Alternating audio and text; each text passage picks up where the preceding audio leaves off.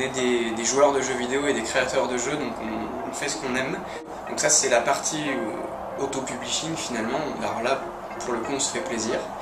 Et là, c'est à peu près, on va dire 4 à 6 jeux par an, réalisés par les équipes de Multipix. Et à côté de ça, il y a 2 autres modes de fonctionnement. Donc il y a l'éditeur pur, où là, ça veut dire, c'est ce qui s'est passé notamment avec Fruity Jelly.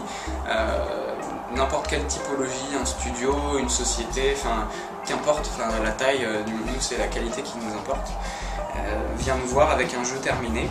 Et là, en fait, on va éditer le jeu sur l'App Store et sur les smartphones en général, et même, je dirais maintenant, sur toutes les plateformes digitales. Dernier modèle, je dirais que c'est à la croisée de tous ces chemins, puisque finalement, en travaillant avec de nombreuses personnes en édition, on arrive à la conclusion que, pas dans tous les cas, mais dans une grande partie des cas, on aime travailler ensemble, et finalement, on crée un nouveau jeu ensemble. Ça s'appelle la coproduction.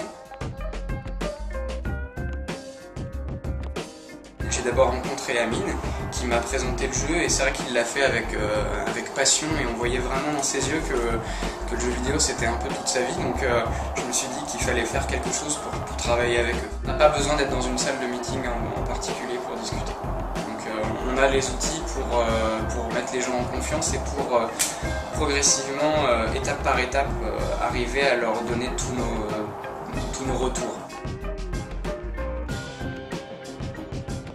Nous, Multipix, on a fait toute la promotion, c'est-à-dire qu'on a rencontré des gens comme Apple, les journalistes. On a travaillé avec plus de 11 000 journalistes sur le titre.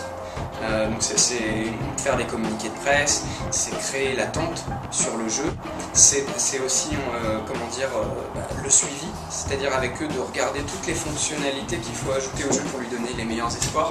C'est échanger énormément avec eux sur même ce qu'on va appeler le business model, comment on va gagner de l'argent à l'intérieur du jeu, est-ce qu'il faut garder un jeu complètement payant ou maintenant aller vers un jeu freemium, donc du gratuit avec des options payantes.